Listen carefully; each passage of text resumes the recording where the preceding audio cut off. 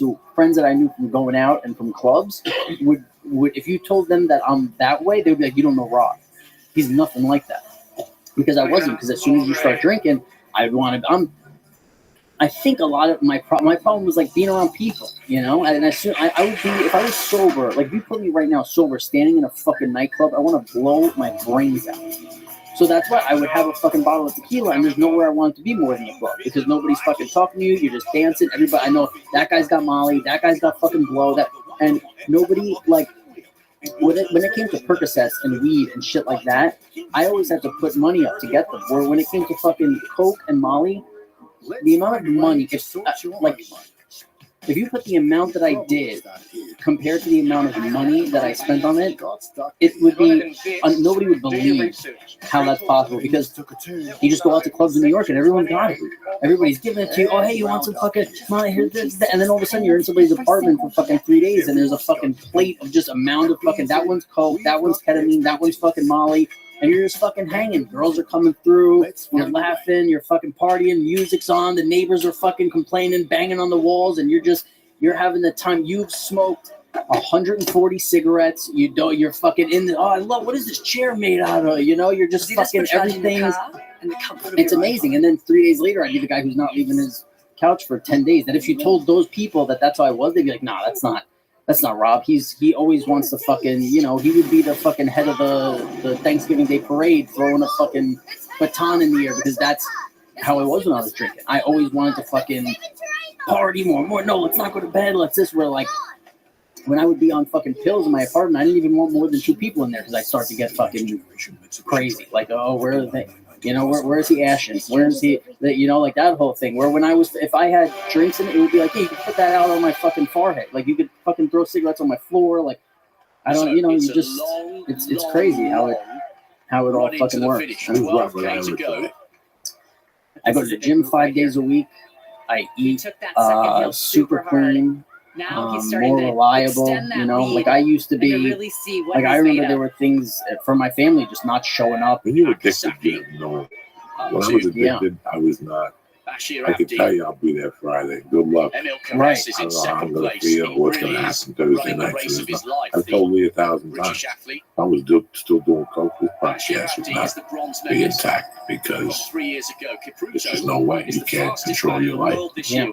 And there was no. And then Friday you'd want to do it, and then fucking Monday you'd hate it. You know, you'd be like, I don't want to fucking be sitting in that room, or like you fucking have. It's just. You want to hack today?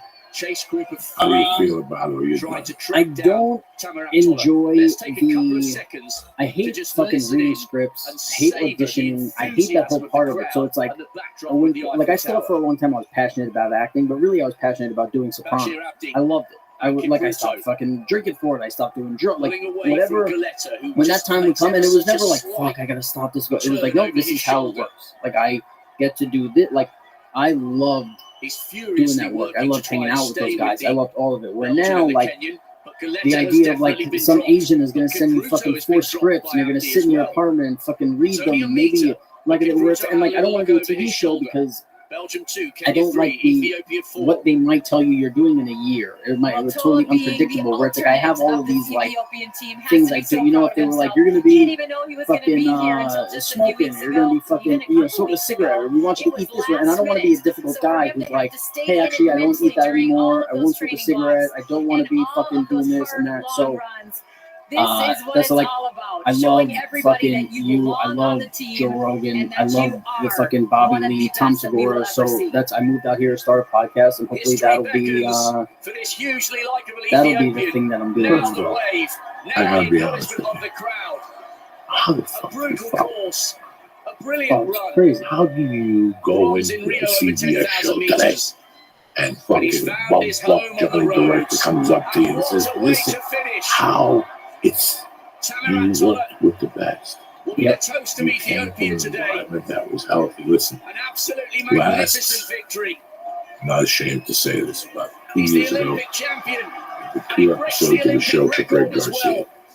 First one was great. I walked in. I was the second scene up, and I left. The second time I went to shoot the same show, I had the first scene up, basically the last scene at 10 o'clock at night. So you're there from 9 in the morning, you do your 1 hour, Very few and then you wait. back-to-back Olympic Being medals in in the that room, marathon, no and he one knows upgrades his me. bronze from I Tokyo. love Ray. Fabulous I silver here in acted like a Paris. fucking asshole. Yeah. And when I left there that night, I went home, man. So often missed I out. blamed on the anxiety. As far as the Kenyan No team one is knows. But concerned, really what it was now is into like, his early I 30s, just his don't think I international want to do this debut is rewarded Yeah. with an Olympic When I got the bronze. call for the soprano movie, I put the Ethiopia, audition on tape. Belgium, and Kenya I didn't think on about the it again. podium. When they called and One of the made me most offer, brutal races I was we've thinking ever about seen not in taking it. Olympic history. Like, I heard you talking about it. I'm Pop had to come in and say, take the fucking thing. When I was there, Kamirat Toller is the just king. being, after the first day of And no man watching in what history has ever David Chase was about, run like I was trying to 6 improvise. consecutive Yeah. Olympic And somebody marathons. came over and I'm like, They have now, and the history books Yeah. will always I honour remember the there's name all this air. of Serot Batatia, You know, that's when it all came. 71st. I left there, And right back listen to to the the room, noise that rolled greets the the 3 Mongolian joints, went outside, as he smoked one. successfully And I completes think I worked the the day, but last I had like 4 marathon days of off. his So those career. 4 days, I just immersed myself Confirmation episodes, Kamirat Toller just to is see the his Olympic style. champion. Yeah. And the second He day was I in went in tears there, when I he crossed the was line, not already upgrading his mentally bronze from to Tokyo David and Chase. then This is something Kipruto. I've never seen before. A brilliant Yeah. brave I've been a bronze comic on for his years. You international know, debut. I've worked with some great directors.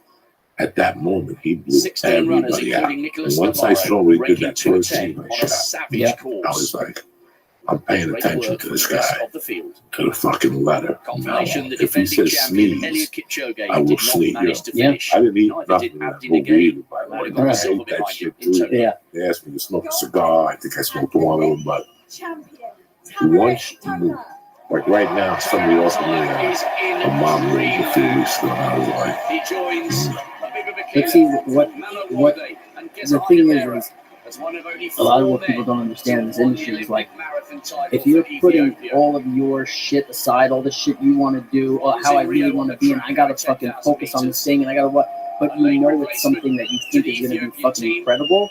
It's different than trying to put your whole fucking life aside, changing the person you are, everything for some show that might be okay.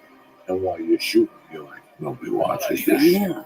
And they come up to you and go, excuse me. In the script, he comes up to you and says, all right, the word is the instead of hot. Yeah. There's a little man. You gotta be retarded to watch this fucking shit. You know what I'm saying? Yeah. Who gives a fuck between the and And what was great about Sopranos with us is, you know, by season 4 or 5, people would be like, how did you prepare to go? Dude, it's like, you walk into the Sopranos kitchen, Jim pacing and sweating, and you see Edie banging her nail. You know, she had those fake nails, and she'd be banging them on the fucking counter. That's it. You're there. You know, where like we were a fucking some sort of a family. You know, as soon as you went back in, it was all the things were there. There was the place where you sat, and you had your thing, and like they never told us any of that stuff. Like, you gotta stay this, you gotta stay on script, you have to do this. But we would see it when other people would come in. You know, so we would hear, you know, like we would do something off and nobody would say anything, but then they would make like one word wrong and somebody would come over to them, and then you would find out later, like you know, you're sitting around, you're having a drink, and they go, oh yeah, they told me, like, you know, I said this instead of that, or that instead of that. And then you're going, man, not only am I getting paid to fucking work on the best show ever, but I also have some sort of fucking seniority where these people, like, I could fucking, they don't come up to you and tell you, hey, you know, you fucking, like, of course the director would come up to you and give you direction and say shit, but nobody ever said, hey, you put the fucking, you said the instead of then, but they would say it to fucking other people, you know? And you see that a lot. You see people come in for 3 days and they're fucking shaking, and people are all nervous, like, oh, we heard that people are real strict around here. And then we would tell them, nah, nobody's fucking strict around here, everybody's cool. So then they'd get all loose and people would come over, you know, and be like, hey, you said the instead of then, and they'd look at us like, I thought you said that, and we'd be like, hey, you know, we can't, yeah, it's fucking, yeah, it's nuts. What did you learn in jail? So much, you know. I mean, just from the acting that I learned from watching him, you know, because I talked about it before, where like I don't think I was ever a great actor, but I think the actor I was from season 1 until the end, I think I did grow. Yes, you grew dramatically. Yeah, thank you.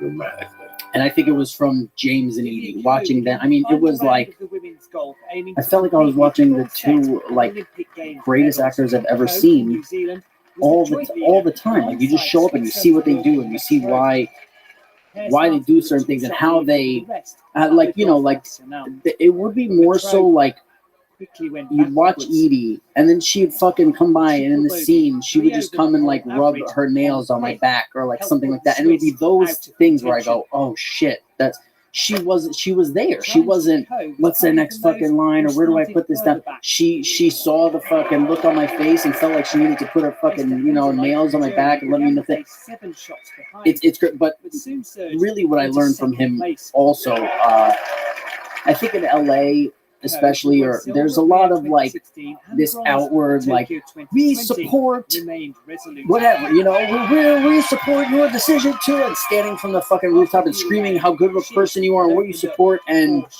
I don't remember if it was Jim had passed away already or what, but I remember my manager coming up to me and telling me like, he calls. I'm like, for what do you mean he calls you? And he's like, he calls me. And he tells me not to tell you that he calls me, but he asks how you're doing, what type of people you're hanging out with, what you're paying for fucking rent, like to make sure that you're not, spending fucking 10 grand on some penthouse in New York City being an asshole. And he wants to know all this stuff about you. And he told me not to tell you.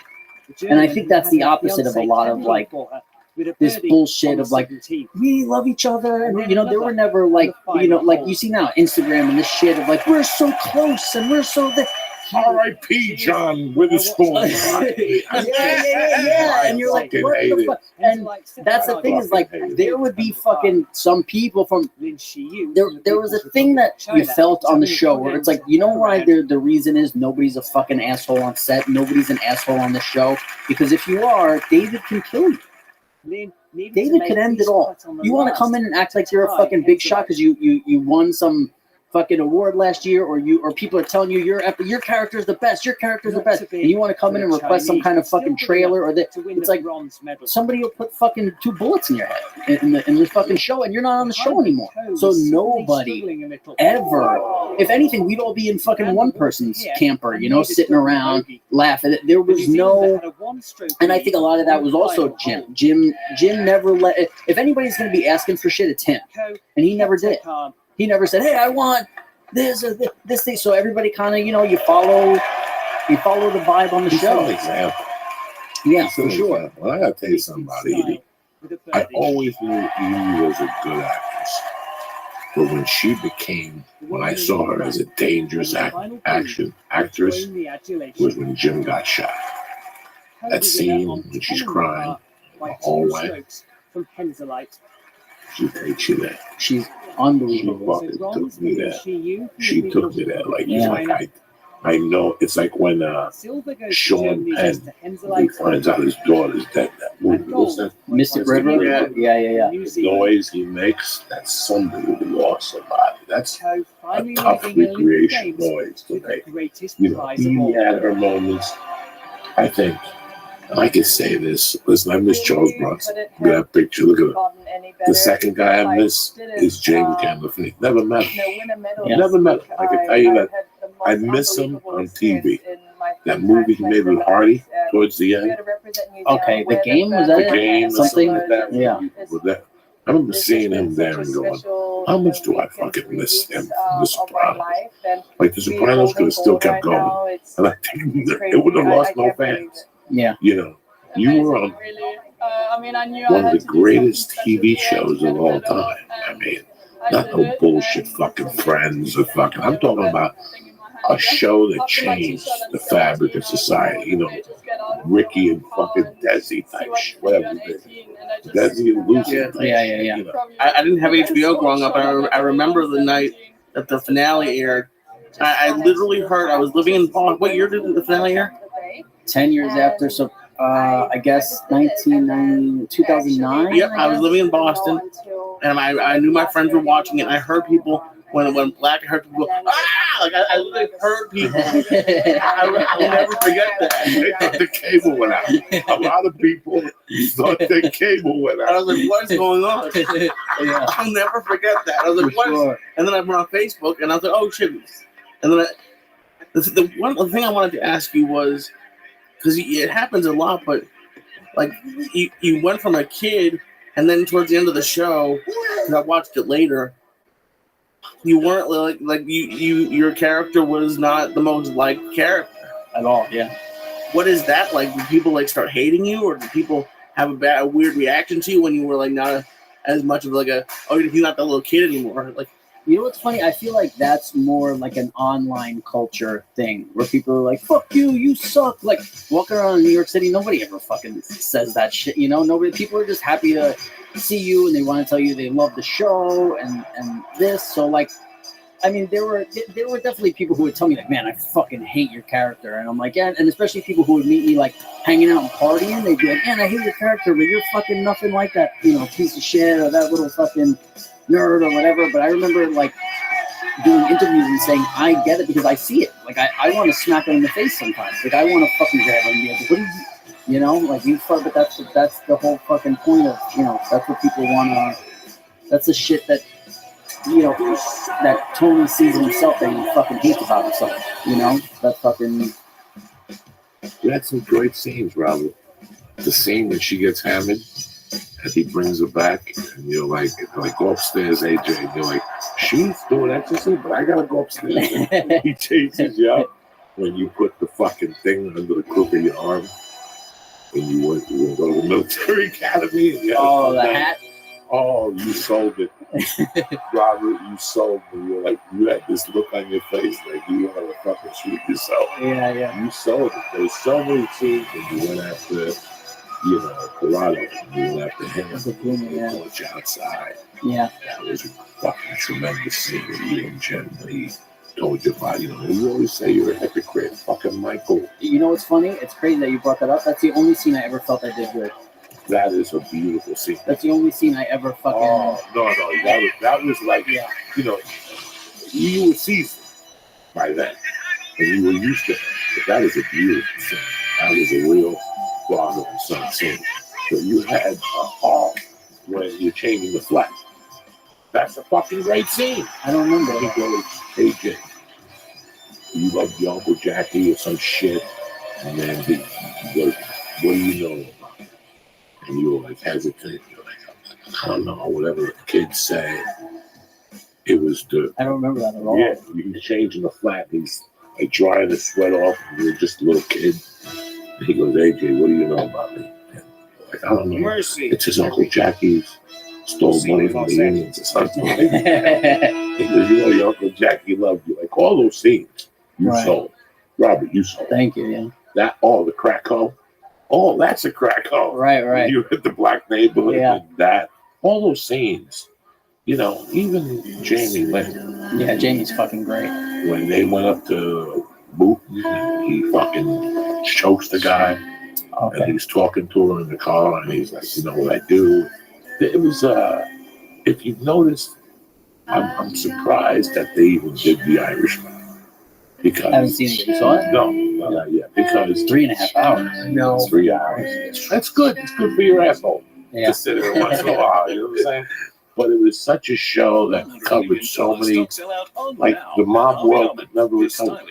Mafia genre movies never really took off again for 10 years. Well, it's hard to, when we had 10 years to develop a character, it's hard to then have to do it in fucking 2 hours. When you're fucking, when you've been watching a show for fucking 5 years, and then that 6 seasons coming on, and you got everybody in the fucking living room, and the static from the HBO comes up, it's hard to recreate that because how do you get people excited to walk in, to turn on the fucking TV? Now everybody's so fucking, everybody's a critic, thumbs up, thumbs down, I like that, I don't like that. There was no, if you don't like the show, get the fuck out of the room. That's how Sopranos was. It was like, we're going to watch Sopranos, if you don't like it, get the fuck out. There wasn't no, I'm giving it fucking 4 tomatoes or whatever people are fucking, it's like people were, and that was the thing, it's like, I think a lot of people in Jersey just fucking loved it for what it was. There was this book I was fucking reading of The Mastery of Love, and it talks about, I'm reading a lot of these books now because I'm all fucking, I'm trying to get my life together and be a fucking adult and care about people. And what it says is like, it's like, let's say you say like, I love New York. when you think about New York, you love it and that's it. You don't try and fucking change it, you know. Where with people, you go, yeah, I like that person, but they fucking, you know, they do this, I don't like that. It's like you just have to fucking accept it. And I think that's what people in fucking Jersey did. They were just they didn't go, oh well, I like it, but you know, he wouldn't wear his hat like that. It was just, we love the show. We're all in it. They never came up with like, I feel like now these fucking movies are made and every fucking person on the internet is like, you in that third season, they shouldn't have ended it that way. Or that. I mean, obviously some people hated the ending of Sopranos, but besides that, I never heard anybody come up to me and try and fucking critique it or say, you know, how come, why didn't they do it this way or that? People just, I love the show. You know, that's what people would say. Two of the shows that spawned from The Sopranos were Breaking Bad, obviously, and Sons of Anarchy. Yeah. There's a thread that somebody sent me one time about Sons of Anarchy because Jack Teller wears sneakers. Right. He wears white sneakers. Bikers fucking hated it. Well, somebody came up to James Gandolfini, who was a legit fucking, but like, we meet these guys all the time who come up to you and go, hey, you know, what you do on that show, that's what I do in real life. And so you've made it to fucking 40 by going around telling people you don't know that? Like us? Like you just fucking really, you know? So you meet a lot of people who pretend to fucking do whatever. But Jim met one guy who was legit. And he didn't say any, I'm doing it. He came over and he goes, hey, wise guy, he goes, never wear shorts. Don't do that. Don't wear the shorts. And then I remember I think Jim went to David and told him. He's like, I felt what this guy was saying, you know? Carmine Lupatazzi went to James coverage of the Olympic Games on the show. I heard that John went up to your house for a barbecue last week. Yeah, well, a boss never wears shorts. He right. Around. James is like, what the fuck is he saying? Yeah, because David would take shit, you know, like David's a fucking genius. He doesn't need me to do anything. But there were times in your life where you'd show up in a fucking, there was a time where I was crazy about like Slayer and Pantera and just fucking smoking weed and listening to heavy metal and going to concerts. And then the next episode, I was fucking skateboarding and listening to fucking Pantera and this. And it was like, you know, so he would take shit from his own life, but also from fucking hanging out with, like there was shit that he took from Tony Sirico that took, like if you watch Tony Sirico for fucking 3 days, you're coming up with stuff, you know, like we would go away on a trip with Tony Sirico for 3 days and he would come up to us on red carpets and he would have a travel bottle of Obsession. He always smelled like Obsession and he would pour it in his hand and then smack you like on the face on both sides and you would just fucking reek the entire night. And people, you know, you're meeting celebrities and they're coming to give you a hug or a kiss and they're like, geez, this fucking guy smells like a fucking bottle of and then actresses would also come up to us and tell us he hugged me and I smelled like him for the rest of the night, you know, and there was so much shit that he, like I remember one time we were doing like I think the DVDs were coming out and like the Wiz wanted us to sign DVDs. So the first couple of people come up and the guy's talking to me, you know, oh, how are you, how's the so blah, blah. He's talking to me for like 5 minutes or whatever and there's a line of fucking hundreds of people, but I'm not going to tell this guy like, hey, you can't talk, you got to do all these people. So I just sit there and I answer his questions or whatever, and he walks away and Tony Sirico fucking puts his hand up to the guy who's sending people our way and he puts his hand up and he looks at me and he goes, Robert, sign them and send them. That's it. And he would do shit. He had these one-liners all the time that if you just stayed around him enough, the shit that he would say, and I know there's got to be, I didn't watch the show so I don't know what Paulie Walnut says in the show, but I guarantee you, there's a percentage of that shit that just when David would be around Tony Sirico, because you hear him say stuff, and it was fucking hilarious. He was unbelievable. He came to my fucking confirmation in real life in the fucking, what is that, three-breasted, fucking double-breasted suit with the hair fucking slicked back with an envelope full of money. Like there was no, it was crazy, man. We were, and people who were in my family were at my confirmation and they're like, that's, you know, that's Paulie Walnuts, you know, nobody's going, oh my god, there's fucking Tony. They're like, there's fucking Paulie Walnuts. And then you had people who were the opposite of who they were on the show, like fucking Edie. You know, you meet Edie somewhere and she's just like super just nice woman with her dog and she's like really friendly and understanding. Really friendly. Yeah, just so like sweet and this, and then she'd go into the hair and makeup camper and come out to whatever hours later with the fucking long nails and the big hair and the Armani fucking matching outfit with the gold chains and you're like, holy shit, that's like Tony Sirico wouldn't let people do his hair. He came with his own shit done. He wouldn't sit. He would sit in that hair and makeup chair if there was someone new. He'd be like, "There's a rule in this place. You don't touch this." And point at his hair. He's like, "You don't fucking touch my hair." You know, it was crazy. It wasn't like you said. It was like if I don't know what my life would have been like now if I got some fucking like Disney show when I was 11 and I don't know. Because people meet me and Jamie sometimes together and they're like, God, like it must have been so crazy. And then it's like. The cool part was we lived our life because no fucking 15-year-old knew what Sopranos was. I could go fucking walk around and hang out with people my age all day. Nobody would say a fucking word. I wasted anything. And then as soon as we'd go to a fucking store, and then somebody would be like, "Hey, aren't you're over there on the fucking cover of the fucking TV guide?" And you're just like, "Yeah, let's go back to the fucking park." And I sometimes can't, that I'm like, we got paid to be on what people say is the fucking best show. There's times where I wake up in the morning and I'm like, I just think about how fucking grateful I am for it and how. I told you when we spoke on the phone last night. There's no doubt in my mind David Chase saved my life. There's no doubt in my mind because I know the first time I took a fucking Percocet what it felt like.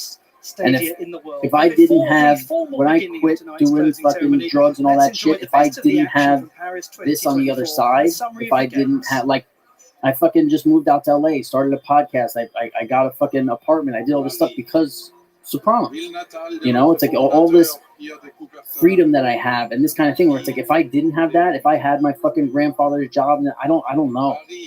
It wouldn't. I don't think it'd be good. I could be wrong, but I know. There's times where you're fucking taking 15 Percocets a day and somebody fucking who's giving you those Percocets goes, heroin is fucking a lot cheaper and it's not as bad. But I would go, well, I got checks coming in. I'll stick with the fucking Percocet thanks. Where who knows what would have happened if fucking if I was fucking 18 and had my grandfather's job or fucking whatever, I dropped out of school and fucking hated my life and somebody said, hey, heroin's fucking cheaper. I might have been like, yeah, well, I only got fucking $10 on me, so I guess that's what we're doing tonight. And I might not. I have no idea, but What's the name of the podcast?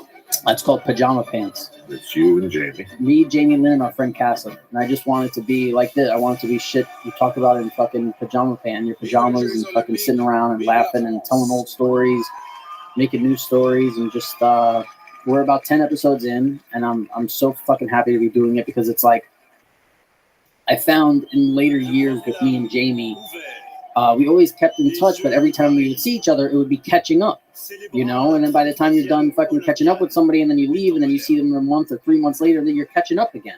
So it's so nice to see, guaranteed to see, like I went to her house last Sunday to watch football and like we're hanging out and stuff, but to guarantee every week, I know I'm going to see her for an hour or however long we fucking talk for and bullshit. And we could really get back into each other's lives. Like I was living in New York and I moved to Vegas and she was always out here and she's got her kids and everything. And like, we're like a family, she's like a sister to me, and her not being in my life, I felt like something was missing, and it's great to have her back in. And it's also great to be telling her these kind of stories because there's a lot of them that she doesn't know because she's so innocent and so fucking amazing and sweet and pure that I would never tell her like back in the day, like, yeah, I'm on fucking day 3 of fucking doing blow in some place with fucking garbage bags on the windows. And we haven't let, and I would just say to her, like, yeah, I've been partying a little, like nothing. I didn't want her to feel bad. I didn't want to put anything in her head. So now when I sit and we have microphones and I fucking tell her these stories and we get her real reactions for the first time, and we're just,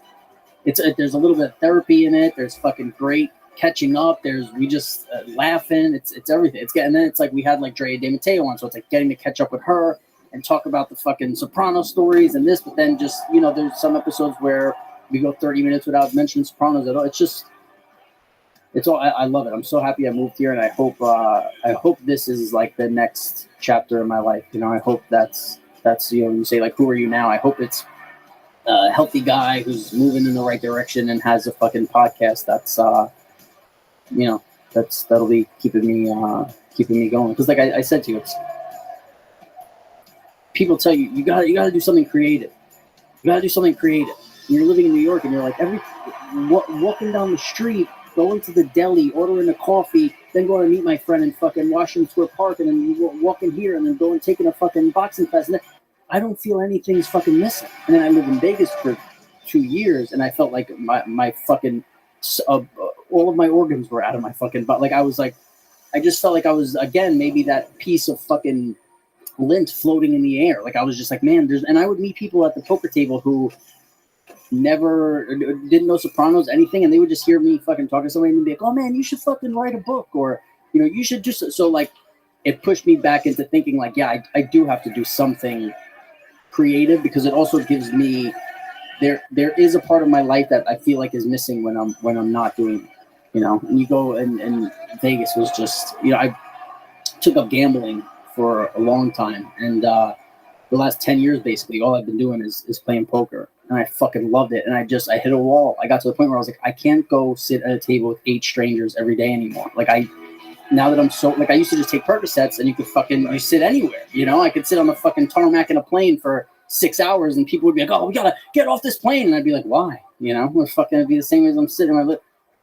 But now that I'm sober, and when I'm sitting on that fucking, at that table with 8 strangers and they're talking about stupid shit that makes me want to fucking flip the table over, and by the way, one day it's fine. But when it's your life and you're going, all right, it's fucking Monday, it's time to go play poker, and you're like, oh my God, I gotta go sit with these guys for fucking 8 hours, and it's just torture. And I stopped enjoying the game. I stopped studying. Like I was always studying poker, and I was part of these like poker academies, and I was really fucking into it, and I loved doing it, and I was making money in this, and I just saw it all going away because I couldn't handle being around these people every day. And it's like why I don't want to do a TV show, because it's unknown. I'm going to sit at a table with 8 people. I don't know what the fuck they're going to be talking about. Some people are fucking. It's just you hearing the same stories over and over, and the same kind of thing. They're talking about their night last night in Vegas, and I just hit a wall, So I called up Jamie, and I called my friend Kasim, and hopefully this is the next chapter of my life. Oh man, you got an open fucking door here. Anytime you want to come up and talk shit, your family here. Yeah, you're the first person to have me on your podcast since I got you on. I really appreciate you having me. I'll call the girl for you. Thank you. If you want. I would love that. You want to stop by the improv tomorrow night and say hello to Joe. For sure, yeah. We'd love to shake your hand. That's awesome, yeah. Yeah, man. I'm a big fan. I'm happy that you got your life together. Listen, you're on the best show of all fucking time. You made your mark. You're like Tony Montana. You made your mark and you're first. Let me read some ads. Do not forget. Thanks again. Miami sold out. The Town Hall, December 6th. They added a second show, and I still got motherfucking tickets. Real quick, let me ask you something. We're in the middle of football season, all right? You like winning money? You like betting sports? I'll tell you where I put my money down. You ready? MyBookie.ag. If you're trying to bet on the NFL, MMA, UFC, Chinese ping pong, whatever the fuck, MyBookie's got it. They got the better incentives and more lines than any other sports book. Period. I've told you once, I'll tell you again. This year they're running a super contest. $100 to enter. You pick 5 teams a week against the spread. You rack up the points. First place is guaranteed $100,000 fucking dollars. All right. They just revamped the site, and it's looking fucking tip top Magoo. So go take a look if you haven't already. And listen, it's Tuesday. Cut the shit. We're gonna double your first deposit right now. You're like, Joey, what's that? If you put in a nickel, we give you a nickel. Use promo code CHURCH, CHURTH. They get 100% bonus on your initial deposit up to $1,000. So go to mybookie.ag today, bitches. That's MyBookie, MyBookie.ag, and use promo code CHURCH. MyBookie. You play, you win, you get paid. Listen, if you're still wearing those fucking socks from Kmart and those other dumpy fucking places with holes, you're making a big fucking mistake. All right? Stan socks are here to rock your fucking Christmas. Incredible design and comfort, unique styles you can't get anywhere else. And if you want to show a little love to yourself and the people in your life, give them the Stans. Now, when you show a little ankle, you're also showing off what makes you special. Whatever you're into, they collaborate with the best of them. Star Wars socks, Harley Davidson socks. They even got Grateful Dead fucking socks, and they're clean. They're not like fucking dirty grade with that socks, just designs. So every football, baseball, basketball team, you got that on there too. Stan socks are incredibly comfortable. I got them on my feet. I'm on my feet a lot. And like I told you in the beginning, when I fly, I put these motherfuckers on. I got the Icon sock for myself. And for my wife, I got some cute little ankle socks that she likes. And I even got the Flying Juice, some nice blue socks that say goodbye, just to remind them of what's important in life. Second. So do me a favor. Stance makes a great gift. Right now, for the church family, Stance has a great offer. Go to stance.com/church, and they're going to throw in a free pair of socks with any purchase. Trust me, you're going to love these fucking socks. They're nice and comfortable, tremendous. Like I said, I use them when I fly, when I got to walk around airports, and it just is makes my feet feel fucking tremendous. That's stance.com, stance.com/church to get your free pair of socks. Because if they're not Stance, they're not socks. I want to thank Stance. I want to thank my bookie. I want to thank my main man, Robert Isla. I want to thank the Christ Killer, but most importantly, I want to thank you cocksuckers for always having my back and the whole thing. Do not forget, December 6th, 10:30, tickets still available. And that's it, and that's that. I want to thank you again, brother. Thanks for having me.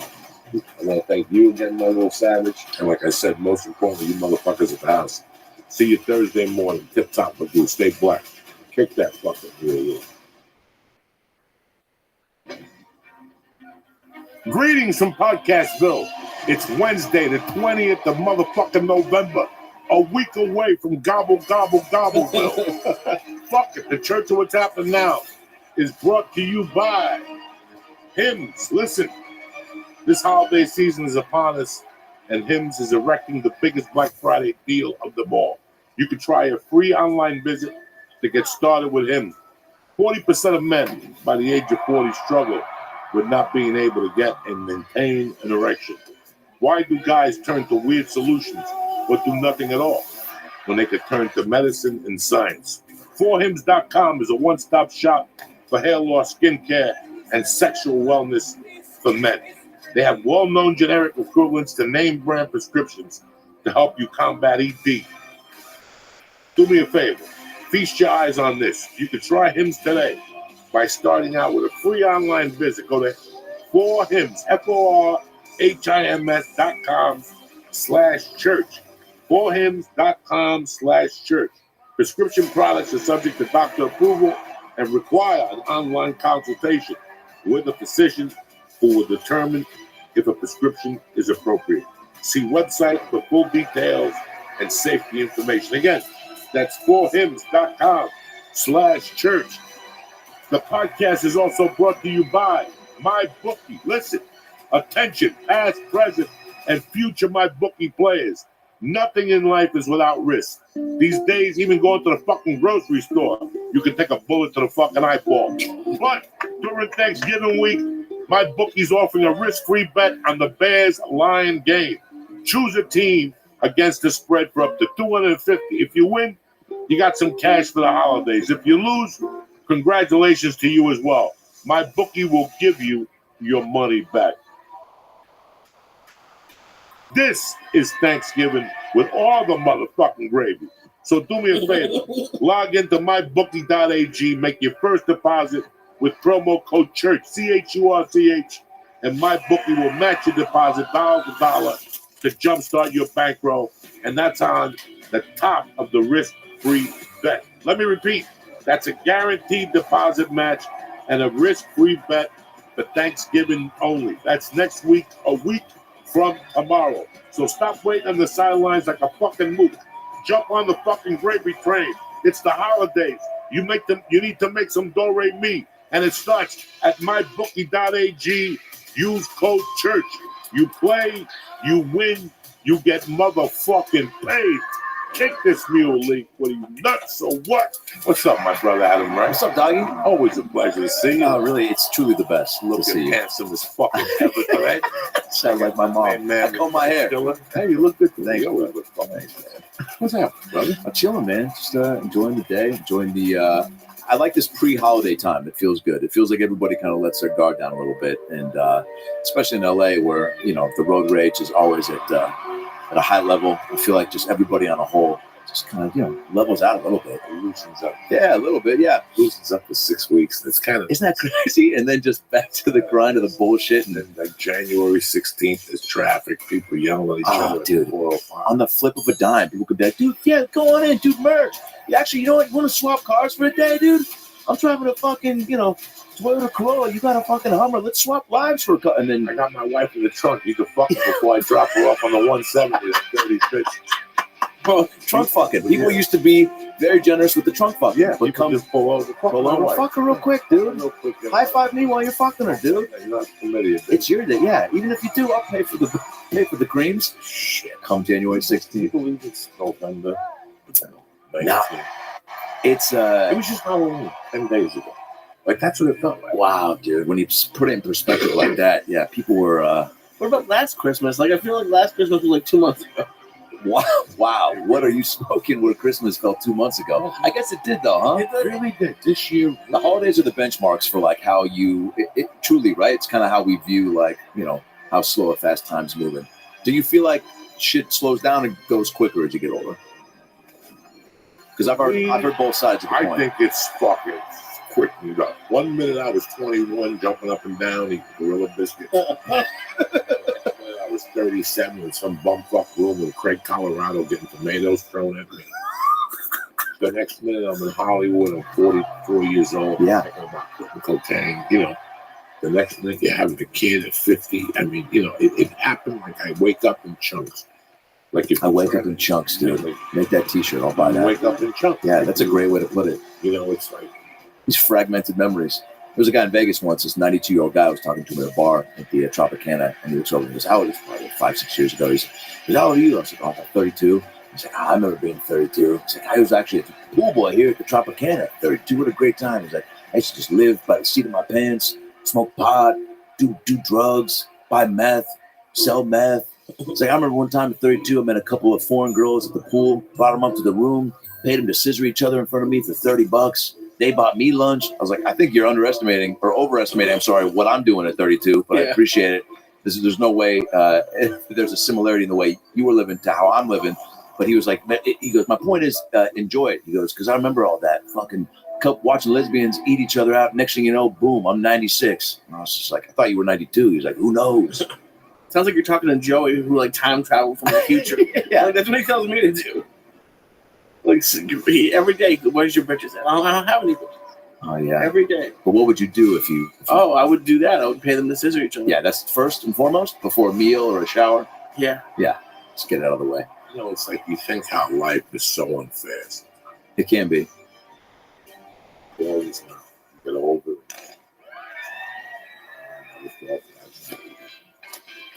Just trap, stupid traps. Yeah. I'm not saying that you fall into a trap. I mean, like, you dumb shit. Yeah. You buy, what's those condos that people buy in Aruba? Timeshares. And then you never go down there. And then you're like, what the fuck is wrong? Everything I was going to go to Aruba. Yeah. We all make those weird things. You look back at, when I look at my life, I see 3 different people. Like, I see a kid that was just a geek, that just wanted to be accepted and did karate. Oh, no way. I see this kid that his mother died. Now he's doing drugs and he's doing criminal shit. And then I see this kid that's doing comedy on the road. Wow, dude. Thinking about, like, I can't wait to feature. Like, thinking about, I can't wait to feature. Yeah. I'm featuring for Tribble and this guy and that fucking guy. But I can't wait to be a legitimate feature at an A club. You put that up on a pedestal. It was like things are going to change. And driving and not seeing anything for miles, just tumble bushes and all. That's when I think of my life. I see like 4 different Joey Diaz. Oh yeah, well that's the one man show. That's how you break it up. Were you a geek before karate, or did you do karate because you were like, I feel like I got too much, geek vibes I'm putting out there. Karate will level me out. Karate because I was a geek. I got beat up. I don't see that. Wow, really? Beat up. I didn't like it. For what? Just I got beat up at a park and I got hit in the head with a lunchbox. I didn't like the feeling. Like, my father was dead. I couldn't speak the language. I was being raised by a mom. So when people would talk about going to a Knick game with their dads, I felt left out. Oh, I know that feeling. So when you have that feeling of being, like an outsider type, and get hit with the head with the lunchbox. It wasn't called bullying back then. It was called kids. That's assault. By the way, getting hit in the head with a lunchbox, even if it's your favorite cartoon. But it was what it was. In Central Park, there ain't no assault. There's either murder or you walk out alive. Central Park. The most dangerous park in the world, huh? Yeah. Well, at the time, it's too big to really track all the encounters. Right. It's huge. Even the birds are like, dude, I would go there anymore. Part of that park ends up in Spanish Harlem. Like, there's a tail end of that park that's in Spanish Harlem.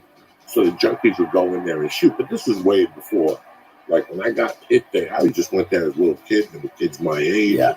They wanted to take my lunchbox. They hit me in the head. And I felt so insecure that I joined karate. And then the kids that were in karate with me were geeks. They loved the Bruce Lee movies. And I went to Jersey and joined karate. And we were geeks. We looked at Bruce Lee movies. We went to Chinatown on Saturday. We looked at Chinese magazines. Oh, yeah. Someday we're going to go to Hong Kong and fight the masters. You know? Yeah, but you know what, dude? Having that sense of community, huge. Looking back, like those guys that were in your world to kind of like, you know, 4 or 5 of us. Yeah, dude. Drugs were very healthy. Then when I dipped into drugs in my neighborhood, I had to live 2 lives. I lived the drug life with my buddies from North Bergen, and I lived the karate life with my buddies from Union City. Jesus Christ. Now, if that was karate, if that was the plot of Karate Kid, I would have watched it at least 15 times. That I was getting The Karate Kids didn't know. No. You were living separate lives. So some Saturdays, like, well, I can't see you guys. I got to work at my mother's bar. Fuck you. I was going to the city with my other buddy to snort angel dust and play 3-card Monte and fucking, go to strip clubs. Now, did those guys, did the drug buddies know that you had karate skills at your disposal? They knew that, yeah, because in those days you didn't have black bags or Nike bags like you have today. You rode your gear, you rode your belt around the gear to control it with the cup in the middle, a towel, and t-shirt for afterwards. So you go to karate with your, especially if you got a purple belt or a green belt. Oh, yeah. Show people. Of course. That's a proud color. So you get on the bus with a bunch of green belts and brown belts. So that's another part. Like you look at your life and you go, like Lee, right now, even now at 31, there's the podcast, LA Lee, then there's the Emerson.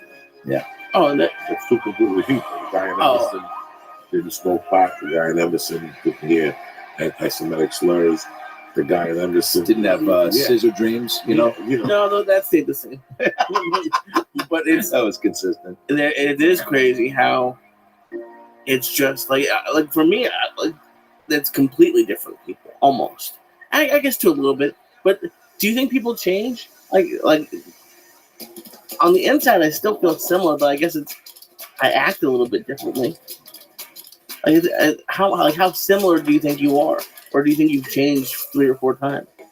Yeah, I think so. I think whether you can see it or not in the mirror, like just because your experiences from 5 years ago are completely different. The people in your life, even if they are the same, they're different, right? So you're always getting, new perspectives and new thoughts coming at you, and that's just gonna continue to, shape and form who you are and what you think about.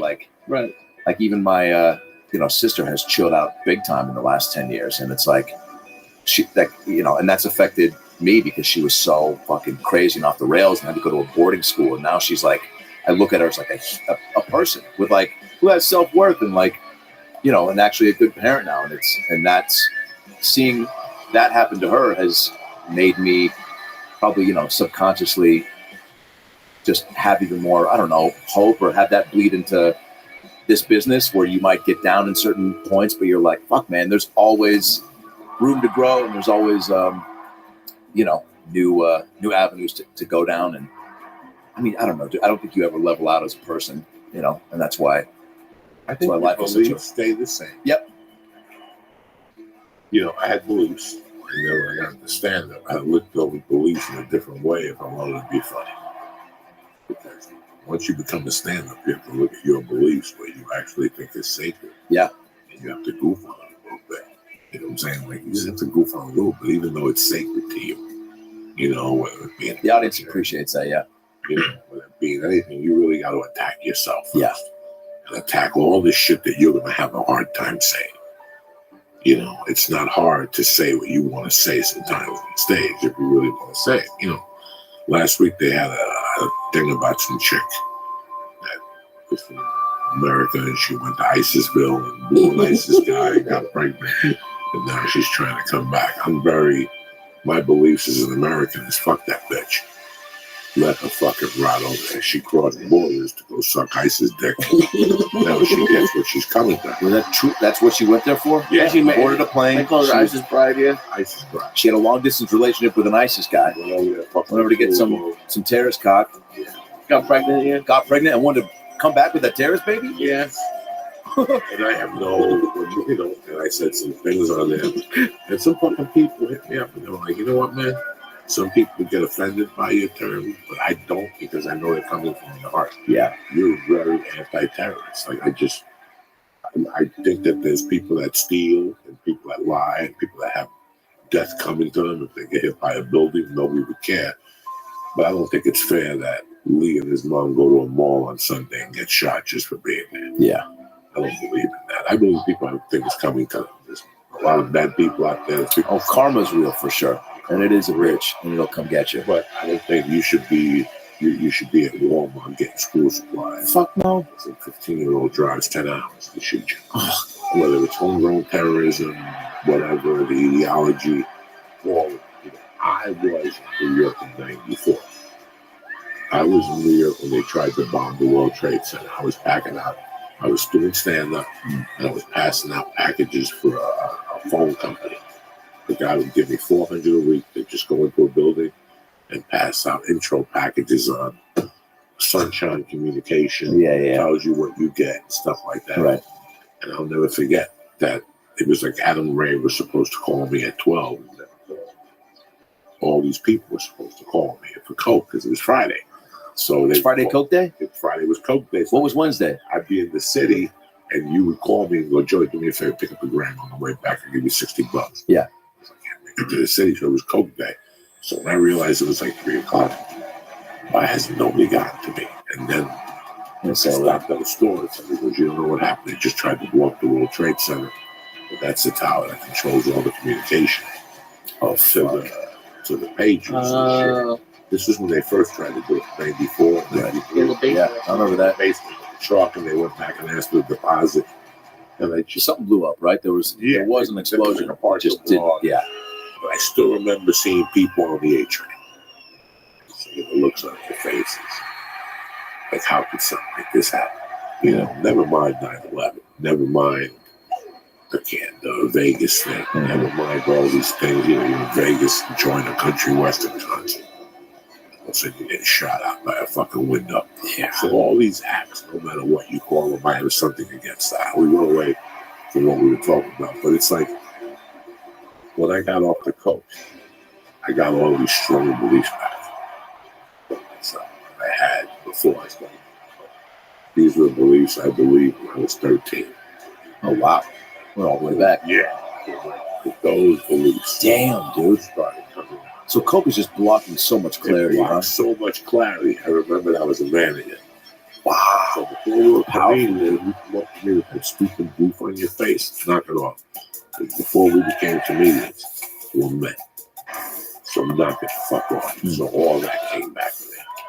Like all that had covered up all those emotions. And I think your emotions and your beliefs stay the same. 1,000%. I agree. I goof around a lot on the shit that I have strong beliefs against because it makes me a better comic. Yeah. I have it. Yeah. It's like I tell Lee's like, I don't like eating that. For you to become a better comic, you're going to eventually have to eat somebody's ass. Because that's part of the discipline. Yeah.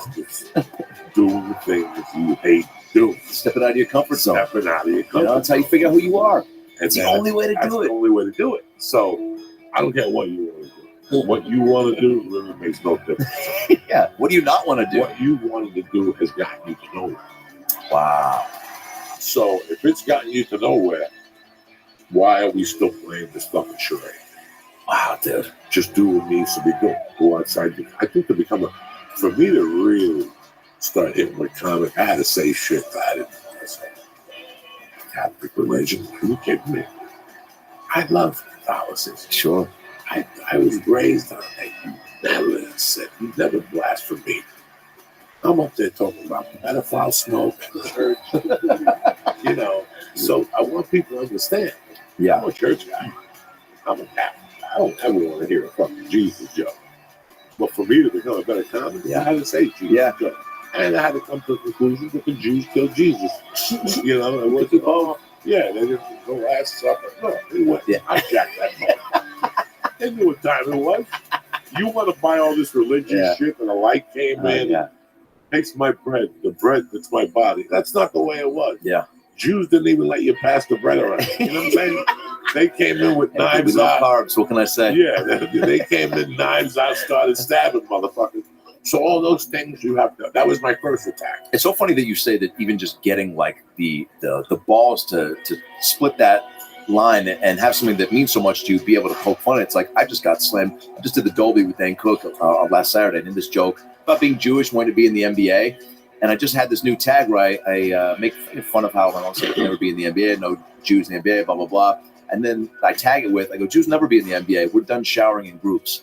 And then people kind of, it gets split with like a lot of ohs, but a lot of laughter. And then I go, fuck you guys, it's a good joke. I go, you don't have to like it here. You can laugh on the way home if that's more your speed. And then that gets like also another reaction.